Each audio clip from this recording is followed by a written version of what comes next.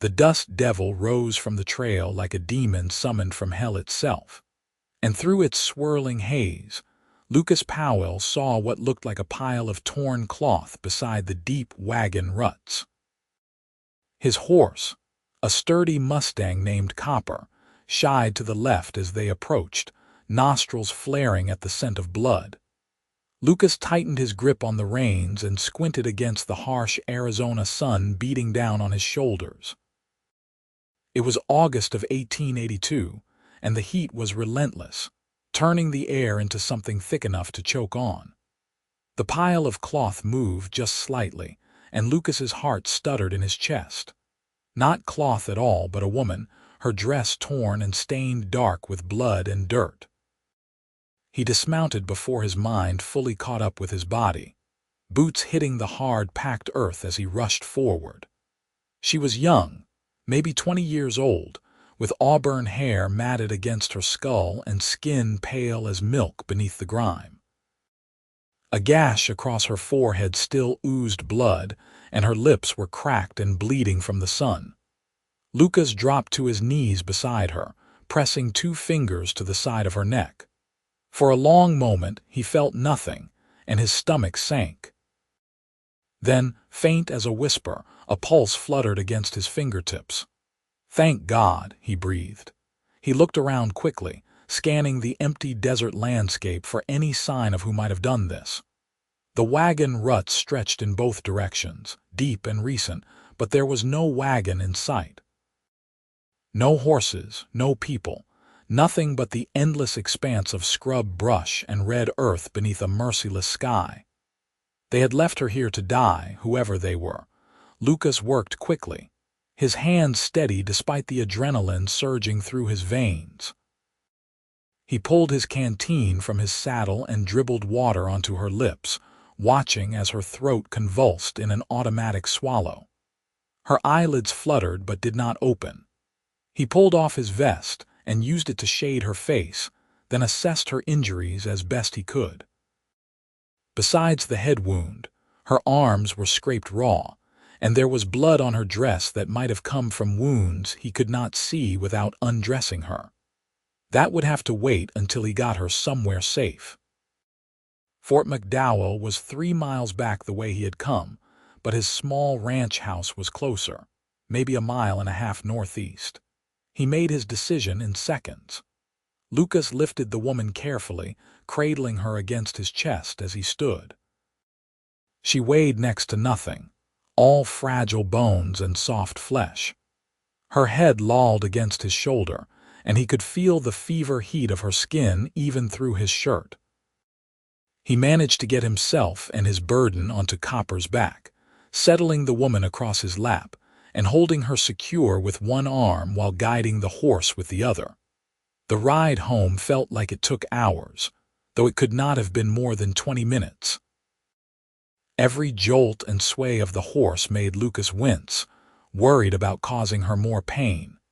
She remained unconscious throughout, her breathing shallow and rapid. By the time his small adobe house came into view, Lucas's arm was aching from holding her steady, but he did not loosen his grip for a second. His home was modest but well built, with thick walls to keep out the worst of the heat, and a covered porch that provided blessed shade. Lucas dismounted carefully and carried the woman inside, laying her on his bed, which was little more than a wooden frame with a rope mattress and several wool blankets. He fetched water and clean cloths, then hesitated at the bedside, considering propriety. But the woman was dying, and propriety be damned if it meant her death. He cut away the ruined dress with his knife, working carefully around the fabric that had stuck to dried blood. Her torso was covered in bruises, dark purple and black across her ribs and stomach.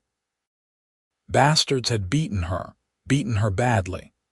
Lucas cleaned the wounds methodically, starting with the gash on her forehead.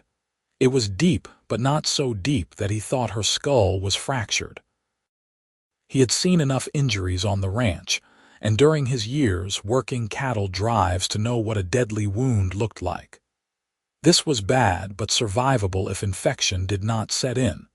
He worked for over an hour, cleaning and bandaging, checking for broken bones.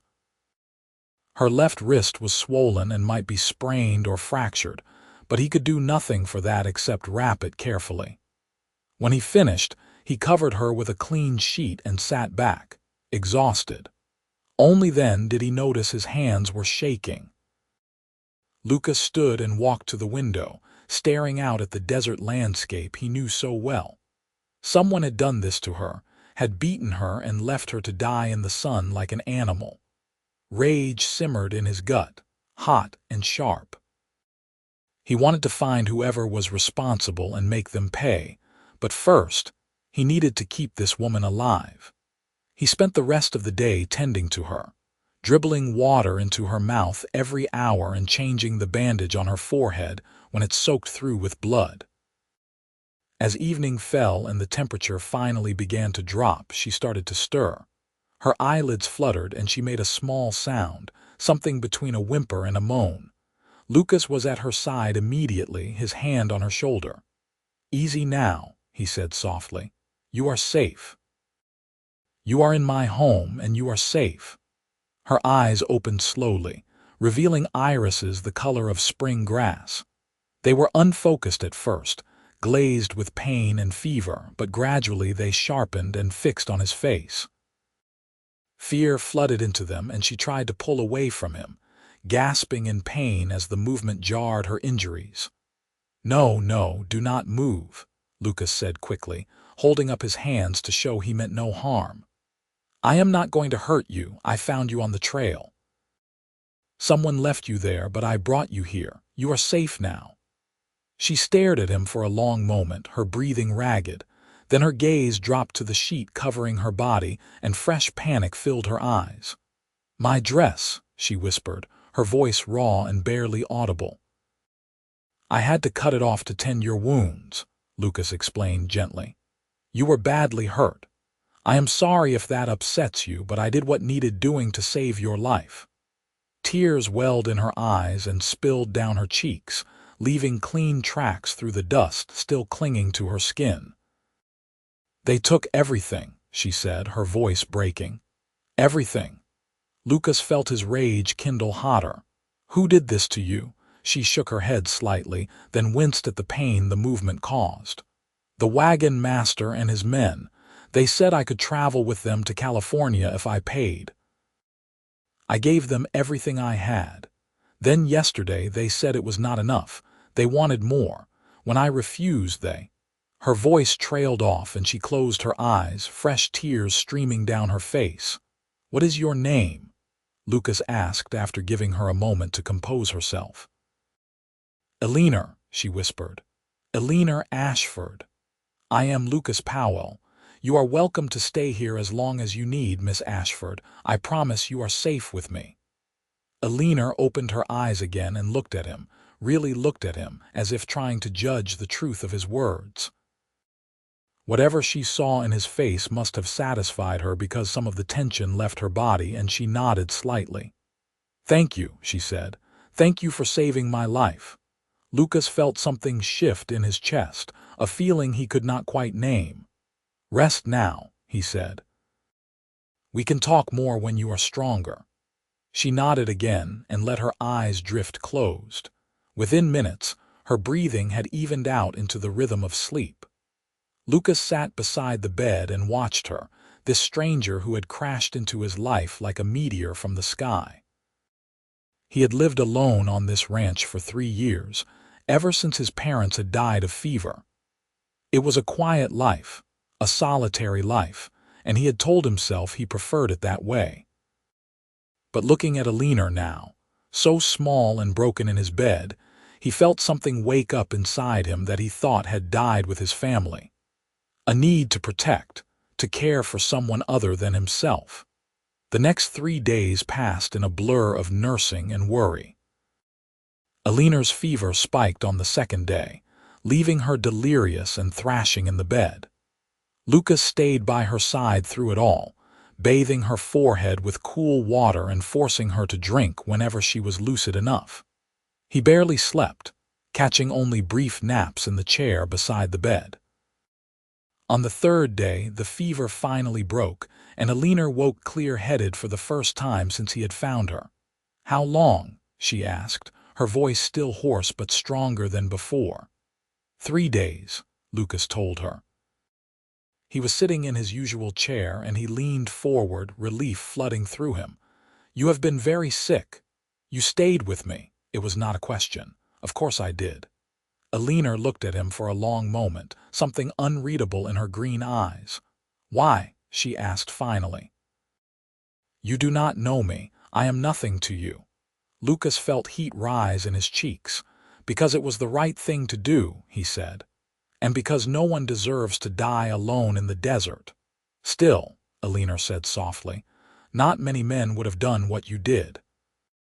Most would have left me there or taken advantage." "Then most men are fools and cowards," Lucas said, more harshly than he intended. He stood and walked to the window, needing to put some distance between them. The way she looked at him made him feel exposed, like she could see straight through to the loneliness that lived in his bones. "I am sorry," Eleanor said. "I did not mean to offend you." Lucas turned back to her and managed a small smile. "You did not offend me. I am just glad you are awake and lucid. Are you hungry? I have some stew I could heat up." Eleanor's stomach growled audibly in response, and a faint blush colored her pale cheeks. "I suppose that answers your question," she said. Lucas found himself grinning as he went to the kitchen area and ladled stew into a bowl. It was simple fare, just beef and vegetables, but it was hearty and would give her strength. He helped her sit up against the pillows, noting how she winced with pain but did not complain. He handed her the bowl and a spoon, then sat back down in his chair. Eleanor ate slowly, taking small bites and chewing carefully. Lucas watched her, noting the way her auburn hair fell across her shoulders, now clean after he had washed it during her fever. She was beautiful, he realized, though the bruises still marking her face made his jaw clench with renewed anger at the men who had done this to her. "What were you going to California for?" he asked after she had eaten about half the bowl. Eleanor looked down at the stew. "To start over," she said quietly. "I was working as a teacher in St. Louis, but the school closed when the funding ran out. I had heard there were opportunities out west for educated women. I thought I could find work in San Francisco, maybe at a school or even as a governess." She laughed bitterly. "I was so naive. I believed those men when they said they would take me safely across the country." "It is not naive to trust people," Lucas said. "Those men are the ones at fault, not you." "Perhaps," Eleanor said. She finished the stew and handed him the bowl. "But I should have been more careful. I should have waited for a more reputable wagon train." "What is done, Lucas said. "The question now is what you want to do next." Eleanor looked at him, and he saw fear flicker across her face. "I do not know," she admitted. "I have no money, no possessions except what I am wearing, which is nothing. I cannot make it to California, and I cannot go back to St. Louis. I have nowhere to go." Lucas made a decision in that moment, one that would change both their lives. "You can stay here," he said. "At least until you are healed and have had time to figure out what you want to do. I have room and the work is not hard. You can help around the house if you want to earn your keep, but there is no pressure. Just stay until you are ready to move on." Eleanor's eyes widened. "I could not possibly impose on you like that," she said. "You have already done so much." "You would not be imposing," Lucas said firmly. "I am offering.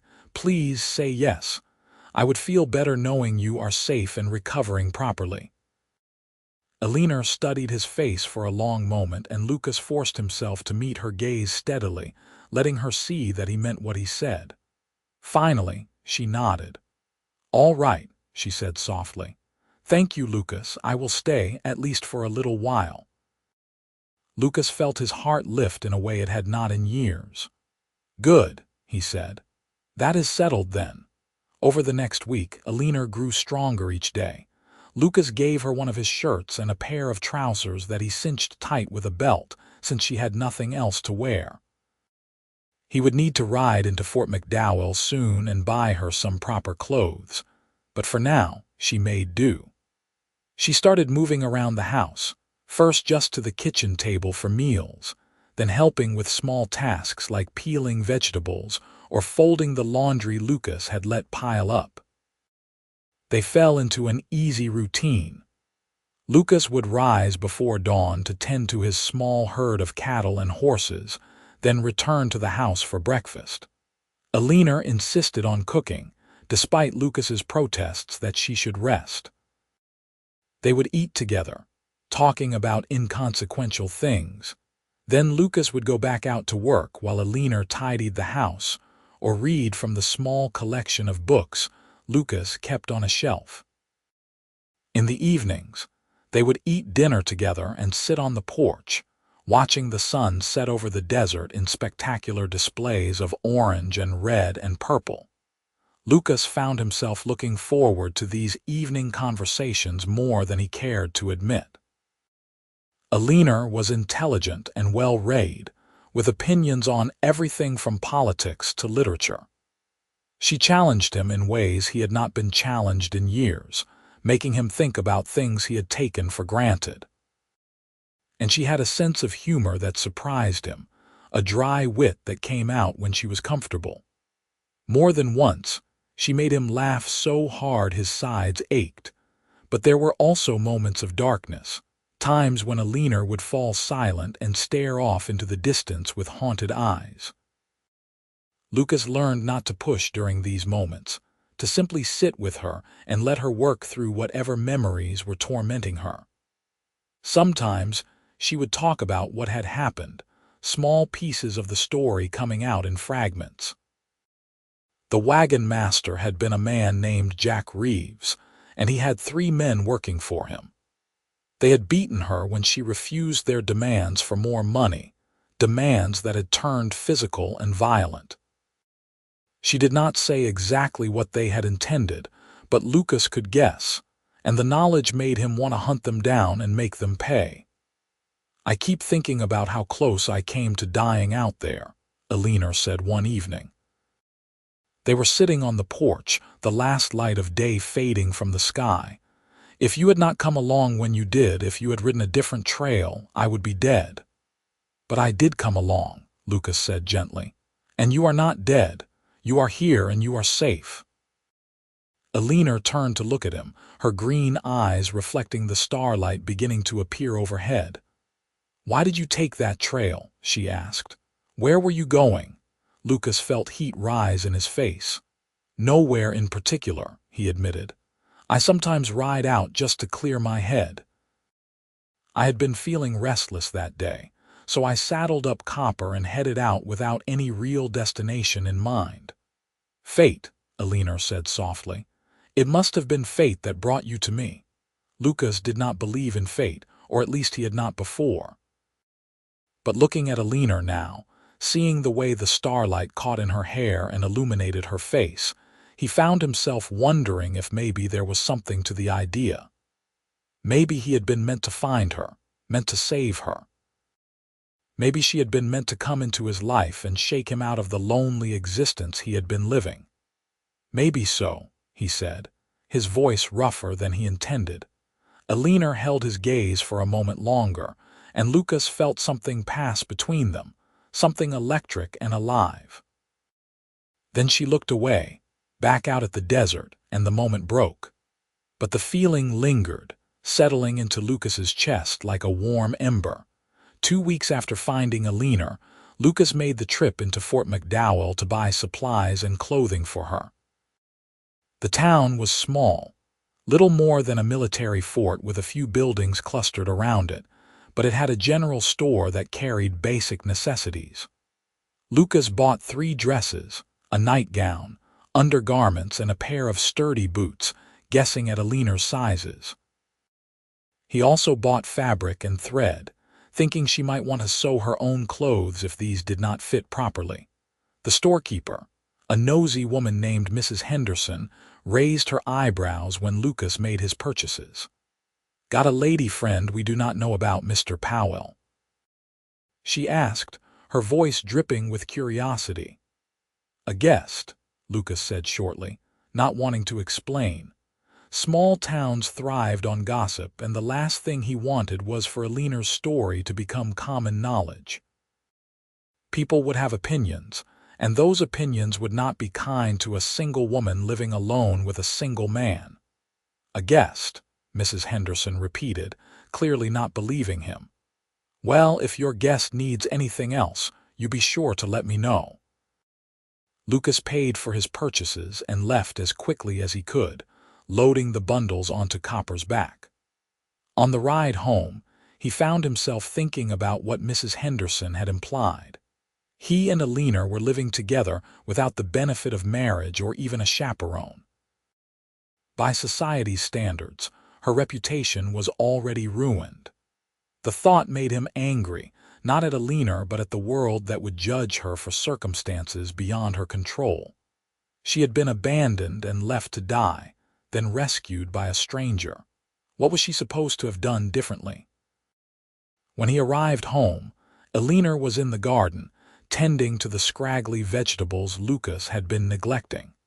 She looked up as he approached, shading her eyes against the afternoon sun. Her face lit up with a smile that made Lucas's heart skip a beat. "You are back," she said, standing and brushing dirt from her hands. "How was town?" "Fine," Lucas said, dismounting. "I brought you some things." He untied the bundles and handed them to her. Eleanor opened the first package and gasped when she saw the dresses. "Lucas, you should not have," she said, but her eyes were shining with tears. "This is too much." "You need clothes," Lucas said gruffly, uncomfortable with her gratitude. "I guessed at the sizes, so if they do not fit, I can take them back." Eleanor held up one of the dresses, a simple blue calico that would bring out the color of her eyes. "It looks perfect," she said softly. "Thank you. Thank you so much." That night, Eleanor appeared at dinner wearing the blue dress, her hair brushed and pinned up. Lucas felt his breath catch at the sight of her. She was beautiful, more beautiful than he had realized, and the sight of her in a proper dress made her seem both more real and more untouchable. "It fits perfectly," Eleanor said, spinning slightly to show him. The skirt flared around her ankles, and Lucas caught a glimpse of the boots he had bought her. "How did you know my size?" "Lucky guess," Lucas said, though in truth he had spent more time than he cared to admit studying her frame and trying to estimate. "It suits you." Eleanor blushed and sat down at the table. They ate dinner, beef and potatoes and fresh bread Eleanor had made that afternoon. The conversation flowed easily, as it always did, but Lucas found himself distracted by the way the lamplight played across Eleanor's face, highlighting the curve of her cheek and the delicate line of her jaw. "Lucas," Eleanor said, and he realized she had asked him a question he had not heard. "Sorry," he said, shaking his head. "What did you say?" Eleanor was looking at him with an odd expression, half curious and half something else. "I asked if you had ever been married," she said. Lucas felt his stomach clench. "No," he said. "I was engaged once, about 5 years ago, but she broke it off when she realized how isolated life out here would be. She wanted to live in a city, have neighbors and society. I wanted to build something of my own, away from the crowds. We were not compatible. Do you regret it?" Eleanor asked softly. Lucas considered the question. "I regret that I was not enough for her," he said finally, "but I do not regret choosing this life. I like the solitude, the space, or at least I did." He looked at Eleanor, holding her gaze. "It has been nice having you here. The house feels less empty." Eleanor's cheeks colored prettily. "It has been nice being here," she said. "I feel safe for the first time since I left St. Louis, safe and wanted, which is something I have not felt in a long time." They sat in silence for a moment, the weight of unspoken feelings hanging heavy in the air between them. Lucas wanted to reach across the table and take her hand, to tell her that she was more than wanted, that she had become essential to him in a way he did not fully understand. But he held back, afraid of pushing too hard, too fast. Eleanor had been through a terrible trauma. The last thing she needed was pressure from him. As summer faded into autumn, the relationship between Lucas and Eleanor deepened in subtle ways. They grew more comfortable with each other, the initial awkwardness of strangers replaced by the easy familiarity of friends. Eleanor took over most of the household tasks, insisting that it was the least she could do to repay Lucas's hospitality. She cooked and cleaned, mended his clothes, and even helped with some of the lighter ranch work, feeding the chickens and gathering eggs. Lucas found excuses to spend more time near the house, taking his lunch break on the porch where he could see Eleanor through the kitchen window, or finishing his evening chores early so he could sit with her as the sun set. They talked about everything and nothing, sharing stories from their pasts and dreams for their futures. Eleanor spoke of her desire to teach again, to make a difference in children's lives. Lucas talked about his plans to expand the ranch, to build a real herd and maybe hire some hands to help with the work. But beneath the surface of these comfortable conversations, Lucas was increasingly aware of his growing feelings for Eleanor. It was not just her beauty, though he found her lovely. It was her strength, the way she had survived something that would have broken a lesser person. It was her kindness, the way she hummed while she cooked and left little surprises for him, like fresh flowers on the table or his favorite dessert after a long day. It was the way she looked at him sometimes, with an expression that made his heart race and his palms sweat. He was falling in love with her, and the realization terrified him. One evening in late September, a storm rolled in from the east, bringing with it fierce winds and driving rain. Lucas secured the animals and made sure everything was battened down, then hurried back to the house, soaked to the skin. Eleanor met him at the door with a towel and a worried expression. "You are freezing," she said, feeling his cold hands. "Get out of those wet clothes before you catch your death." Lucas changed quickly in the other room, then returned to the main room where Eleanor had built up the fire and made hot coffee. He accepted a cup gratefully and sat in his chair, feeling the warmth slowly seep back into his bones. The storm raged outside, wind howling and rain beating against the windows. Eleanor sat on the rug in front of the fire, her knees drawn up to her chest. The firelight played across her face, and Lucas thought he had never seen anything more beautiful. They sat in comfortable silence for a while, listening to the storm.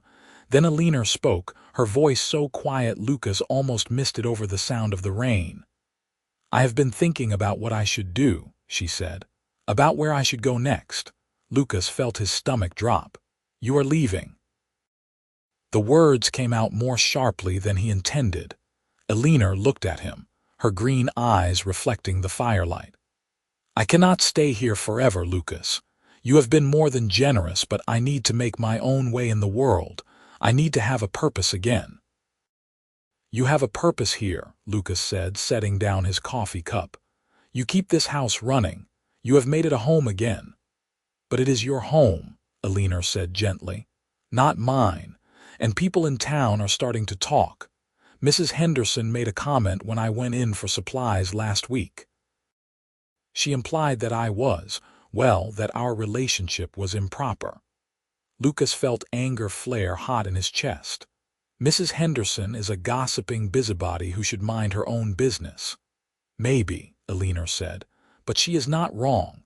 I am an unmarried woman living alone with an unmarried man. By society's standards, I have compromised both our reputations." "I do not care about society's standards," Lucas said fiercely, "and you should not either. You have done nothing wrong." "I know that," Eleanor said, "but the world does not work that way, Lucas." Perception matters whether we like it or not. Lucas stood and began pacing, too agitated to sit still. So what are you saying? That you are going to leave because of what some small-minded people might think? I am saying that I need to think about my future, Eleanor said, her voice rising slightly.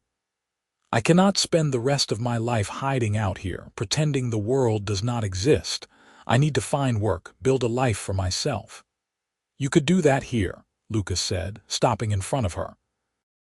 You could stay and build a life here. Eleanor looked up at him and he saw tears shining in her eyes. As what, Lucas? Your housekeeper? Your charity case? I need more than that. I need to be something in my own right. Lucas dropped to his knees in front of her, taking her hands in his. You could stay as my wife, he said, the words tumbling out before he could stop them. Marry me, Eleanor. Stay here with me, not as a housekeeper or a guest, but as my partner. We could build a life together, a real life. You could teach if you want. We could start a school right here, for the children of the ranchers and soldiers. You would be making a difference and you would be doing it on your own terms. Eleanor stared at him, her mouth slightly open in shock. Lucas, she whispered, you do not mean that. You are just saying it because you feel sorry for me. I am saying it because I love you, Lucas said, his voice rough with emotion. I have loved you for weeks now, maybe since the first moment I saw you. I know it is fast, and I know we have not known each other long, but I also know what I feel. And I hope that maybe you feel the same way. Eleanor's tears spilled over, running down her cheeks. I do, she said, her voice breaking. God help me, Lucas, I do love you, but I am afraid. I am afraid that I am just clinging to you because you saved me, because you are the first person to show me kindness in so long. How do I know this is real? Lucas cupped her face in his hands, wiping away her tears with his thumbs. Because real is what we feel right now in this moment. Real is the way my heart beats faster when you walk into a room. Real is the way you look at me sometimes, like I am the only person in the world who matters. This is real, Eleanor. As real as anything I have ever known. Eleanor let out a sob and threw her arms around his neck, burying her face against his shoulder. Lucas held her tightly, breathing in the scent of her hair, feeling the warmth of her body against his. They stayed like that for a long time, holding each other while the storm raged outside. Finally, Eleanor pulled back enough to look at him, her eyes red but shining with something that looked like hope. Yes, she said softly. Yes, I will marry you. Lucas felt joy surge through him, so intense it was almost painful. He leaned in and kissed her, a gentle brush of lips that quickly deepened into something more passionate. Eleanor responded eagerly, her hands tangling in his hair as she pressed closer to him. They kissed until they were both breathless, breaking apart to rest their foreheads together. I love you, Lucas said again, needing her to hear it to believe it. I love you too, Eleanor whispered back. I never thought I would feel this way again, never thought I would want to. But you have given me hope, Lucas. You have given me a future. They sat together in front of the fire, wrapped in each other's arms as the storm began to ease. Lucas felt like his heart might burst with happiness. He had found her dying in the desert, and now she was going to be his wife. If that was not fate, he did not know what was. They were married 2 weeks later in a small ceremony at Fort McDowell, with the fort's chaplain officiating. Lucas wore his best suit, which was slightly moth-eaten but clean, and Eleanor wore a new dress they had made together from the fabric Lucas had bought. It was white with small blue flowers embroidered around the neckline, and she looked like an angel in it. Mrs. Henderson attended, along with a few other townspeople who were curious about the mysterious woman who had appeared in Lucas Powell's life. If they had opinions about the quick courtship and marriage, they kept them to themselves, at least in Lucas's presence. After the ceremony, they returned to the ranch, which was now officially Eleanor's home. Lucas carried her across the threshold, and they both laughed at the silliness of it. But there was also something sweet about the gesture, something that acknowledged the momentousness of what they were doing. That night, they consummated their marriage with a tenderness that brought tears to Eleanor's eyes. Lucas was careful with her, mindful of the trauma she had endured. But Eleanor assured him that she was ready, that she wanted this, wanted him. They came together slowly, learning each other's bodies and responses, finding a rhythm that belonged to them alone. Afterwards, they lay tangled together in the bed, Eleanor's head on Lucas's chest, listening to the steady beat of his heart. "I never thought I would be this happy," Eleanor said softly. "After what happened, I thought I was broken, that I would never be able to trust anyone again, especially a man. But you have shown me that not all men are like those who hurt me. You have shown me what true love looks like." Lucas kissed the top of her head, his arms tightening around her. "You are the strongest person I know," he said. "What you went through would have destroyed most people, but you survived. You are a survivor, Eleanor, and I am in awe of you." Eleanor lifted her head to look at him, and Lucas saw love shining in her eyes. "We are survivors," she corrected. "Together." "Together," Lucas agreed and kissed her again. The months that followed were the happiest of Lucas's life. He and Eleanor settled into married life with ease, their days filled with work, and their nights with love and laughter. Eleanor took over the household completely, transforming the bachelor space into a real home with curtains on the windows, rugs on the floor, and flowers in vases on every surface. She also began teaching children from nearby ranches, starting with just 3 students who came twice a week. Word spread quickly about the educated woman who had married Lucas Powell, and soon Eleanor had a dozen students of various ages. Lucas built a small schoolhouse on their property, a single room with desks and a blackboard. Eleanor was overjoyed, spending hours planning lessons and organizing materials. Lucas loved watching her teach, seeing the passion and dedication she brought to the work. She was making a difference, just as she had wanted, and he was proud to be her husband. Winter came, bringing cooler temperatures and occasional rain. The desert transformed, becoming almost lush with the moisture.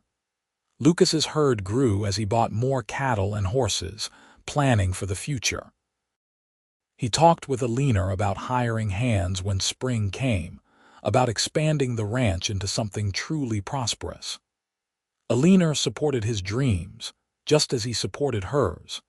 They celebrated their first Christmas together, decorating the house with pine branches and making gifts for each other. Lucas carved Eleanor a jewelry box from mesquite wood, polishing it until it gleamed. Eleanor knitted Lucas a warm scarf and gloves for the cold mornings when he worked outside. They attended the Christmas service at the fort, then returned home to exchange gifts and make love in front of the fireplace. In January, Eleanor discovered she was pregnant. She told Lucas one morning over breakfast, her face glowing with joy and nervousness. Lucas felt his heart expand with love and wonder. A baby, their baby, a new life created from their love. He pulled Eleanor into his arms and held her tightly, overwhelmed with emotion. "We are going to be parents," he said, his voice choked with feeling. "We are," Eleanor said, laughing and crying at the same time. "Are you happy?" "I am more than happy," Lucas said. "I am blessed. We are blessed." The pregnancy progressed smoothly through the spring. Eleanor continued teaching until she was too large to comfortably stand for long periods, then reluctantly closed the school for the summer. The students were disappointed, but Eleanor promised to resume lessons in the fall after the baby was born. Lucas hovered over her, protective and worried, until Eleanor laughingly told him she was pregnant, not made of glass, but Lucas could not help it. The thought of losing Eleanor, of something going wrong during childbirth, terrified him. He had already lost so much in his life. He could not bear to lose her too, so he fussed and worried, making sure she ate enough, rested enough, did not overexert herself. Eleanor tolerated his attentions with good humor, understanding that they came from love, not a desire to control. In late August, Eleanor went into labor. Lucas rode to Fort McDowell as fast as Copper could carry him, fetching the midwife who served the area. The labor was long and difficult, lasting through the night and into the next day. Lucas paced outside the bedroom door, feeling helpless and terrified. He could hear Eleanor's cries of pain, and each one felt like a knife to his heart. Finally, as the sun was setting on the second day, he heard a new sound, the thin, reedy wail of a newborn baby.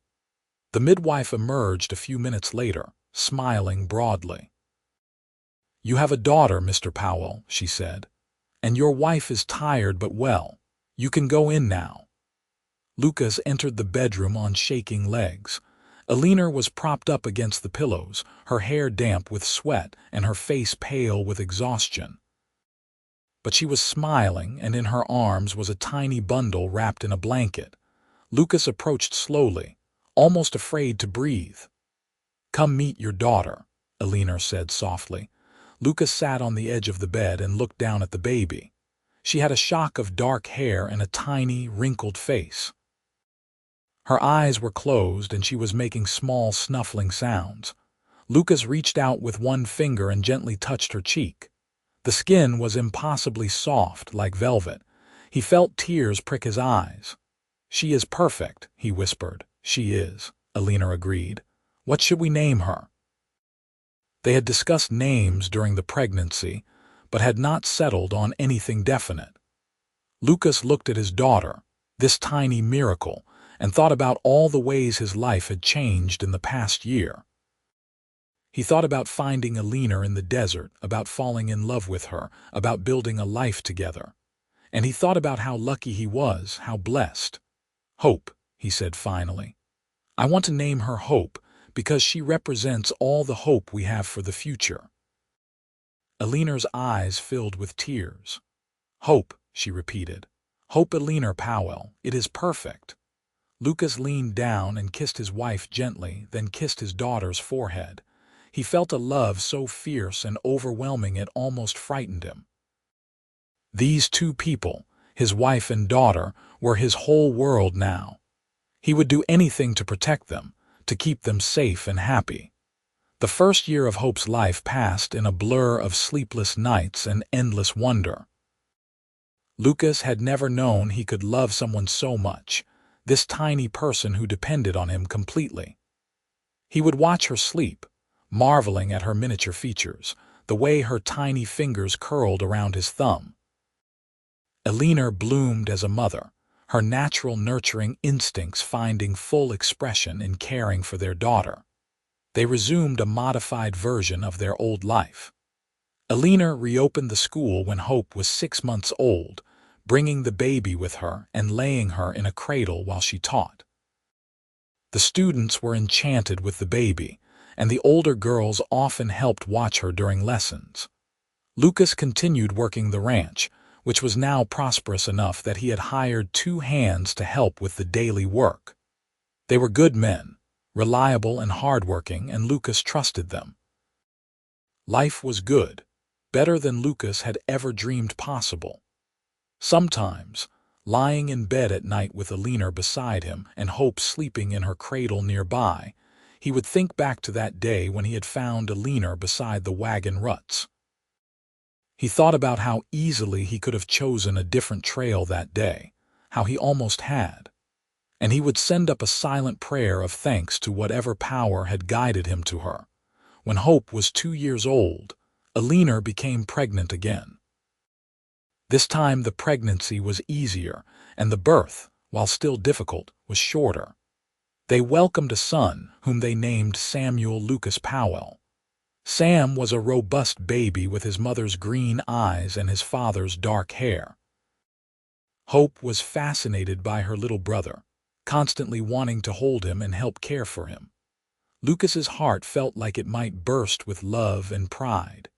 He had a wife who was his partner in all things, a daughter who was smart and curious, and a son who was healthy and strong. His ranch was thriving.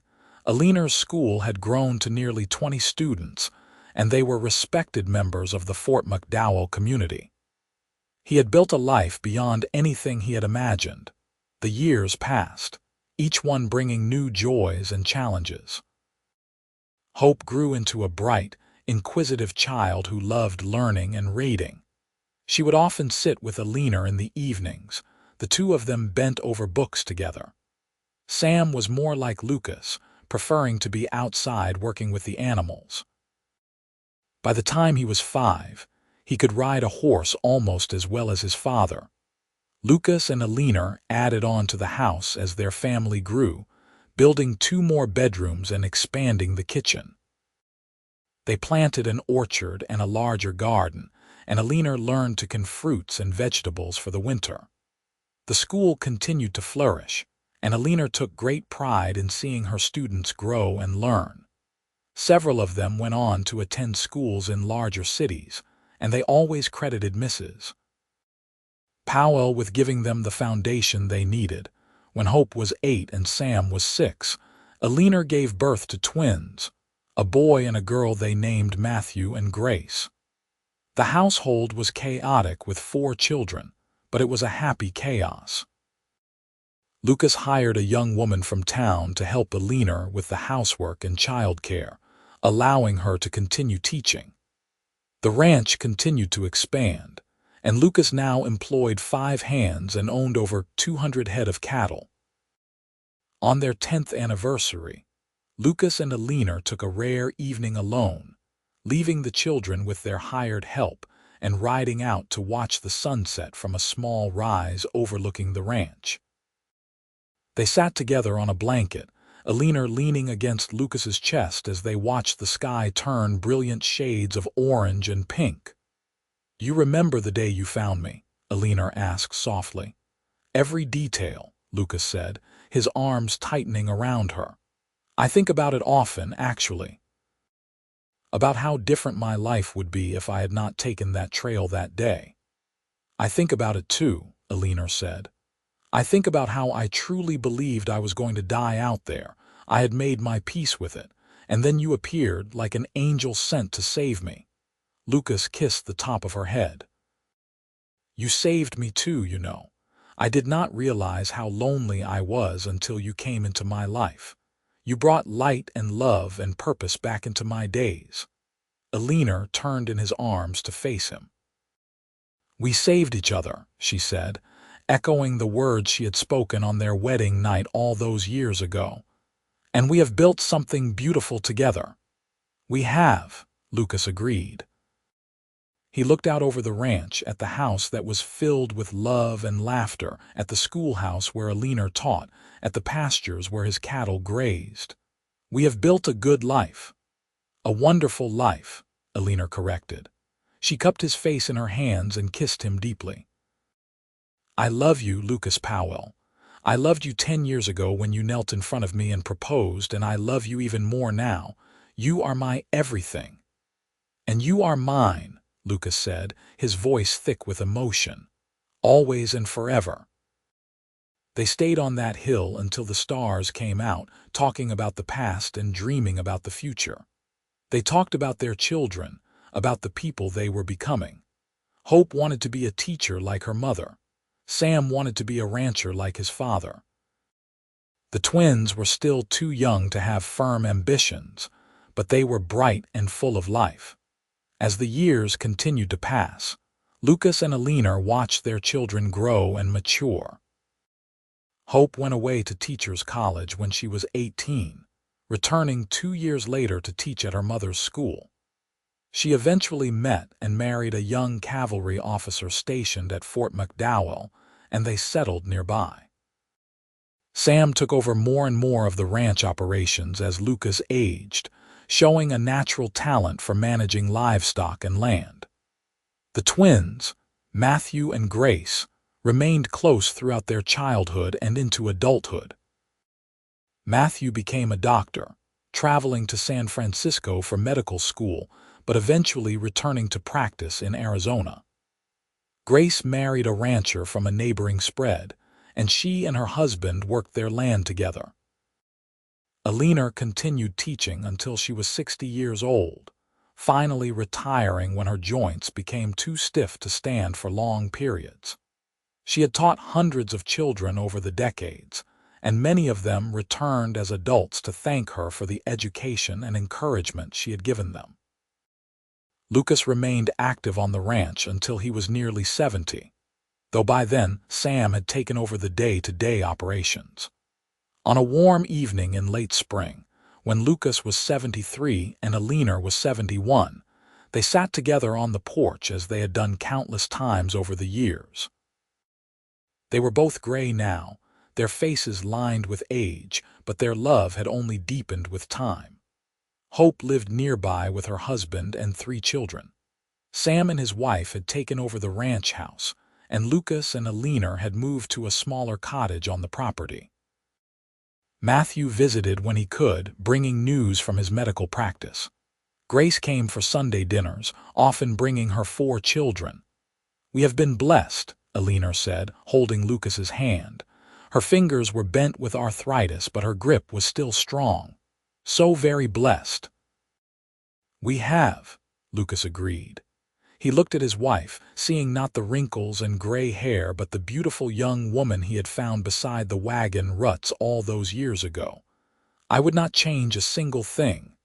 "Not even the hard parts?" Eleanor asked with a smile. "Especially not the hard parts," Lucas said. "They made us who we are. They made us strong."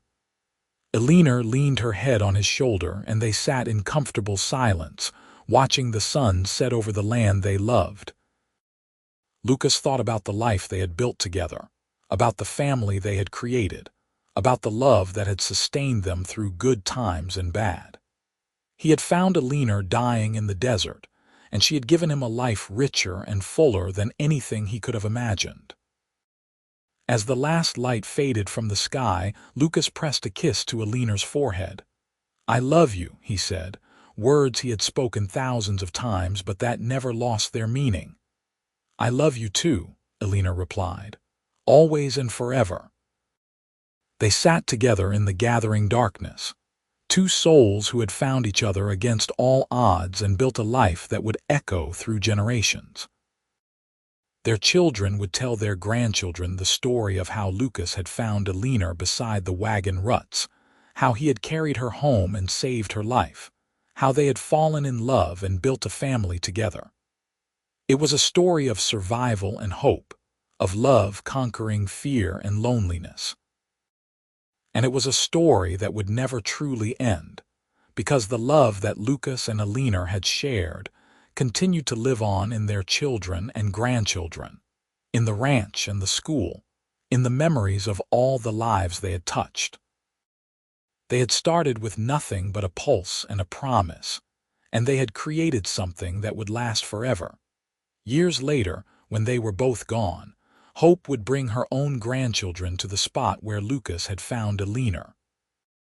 She would tell them the story, embellishing it with details her parents had shared over the years.